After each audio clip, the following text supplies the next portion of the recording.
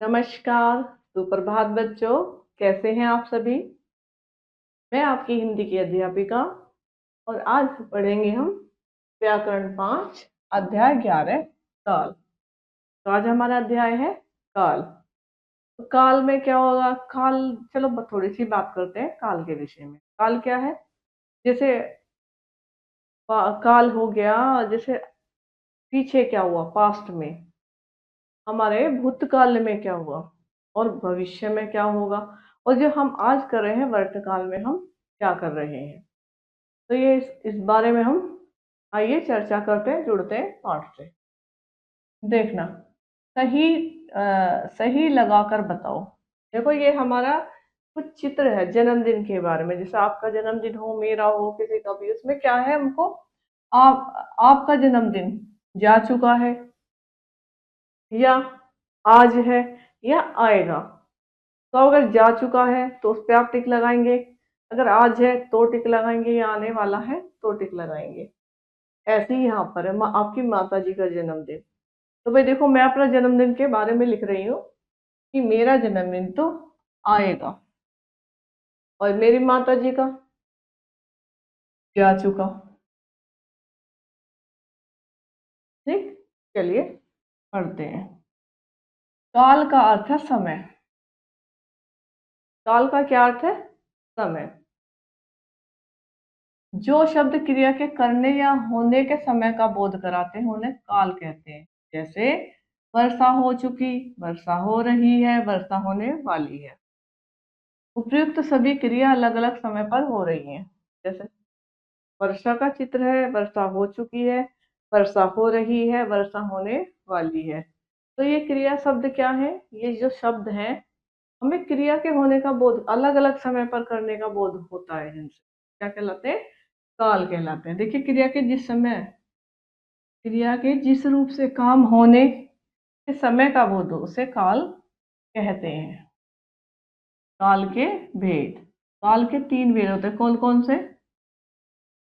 कौन से 3 भेद जो मैंने पहले अध्याय शुरू करते वक्त चर्चा की थी? भूतकाल, वर्तमान और भविष्य काल। अब देखिए भूतकाल, भूत, बीता हुआ, बीता हुआ जो बीत चुका है। काल यानी बीता हुआ समय, क्रिया के जिस रूप से उसके बीते हुए समय में होने का बोध, उसे क्या कहेंगे? भूतकाल। तो हम क्या कहते हैं? भूतकाल। भाई हमारे साथ पहले क्या हो चुका, जो हमारे साथ बीत चुका, वह समय क्या कहलाएगा? भूतकाल। जैसे प्रशांत दादी के घर गया था, मतलब वो गया था, भूतकाल है। तान्या नाच रही थी, तान्या क्या कर रही थी? नाच रही थी, तो वो सब भूतकाल है।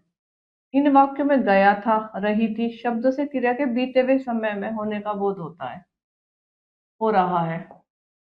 अच्छा, अब देखिए वर्तमान काल।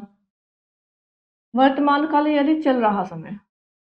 वर्तमान काल यानी जो अब समय चल रहा है। जैसे आप अब पढ़ रहे हो तो क्या वो वर्तमान में पढ़ रहे हो? पढ़े थे तो भूतकाल में पढ़े थे, कल पढ़ोगे तो भविष्य काल में पढ़ोगे। क्रिया के जिस रूप से उनके वर्तमान समय में होने का पता चले उसे वर्तमान काल कहते हैं। जैसे छात्र पढ़ रहे हैं, दादी गीता को सुला रही है। अच्छा, इन वाक्यों में रहे और रही शब्दों से क्रिया के चल रहे समय में होने का बोध हो रहा है। तो ये सब क्या है? क्या है ये? आप भी बोलिए मेरे साथ, वर्तमान काल जो अब हो रहा है। अब देखिए भविष्य काल। भविष्यतः यानी आने वाला समय। ठीक है, क्रिया के जिस रूप से उसके आने वाले समय में होने का पता चले उसे भविष्य काल कहते हैं। जैसे गौरव अपना जन्मदिन मनाएगा, राघव अपना गृह कार्य करेगा। इन वाक्यों में मनाएगा और करेगा शब्दों से क्रिया के आने वाले समय में होने वाले कार्य का पता चल रहा है। तो आज का अध्याय हमारा यही समाप्त होता है। आशा करती हूँ कि काल यानी समय आपको समझ में आया होगा अच्छी तरह से। आप इसका अभ्यास पुनः कीजिए और हम मिलेंगे आपसे एक नई कक्षा में नए अध्याय के साथ। जब तक के लिए नमस्कार, धन्यवाद।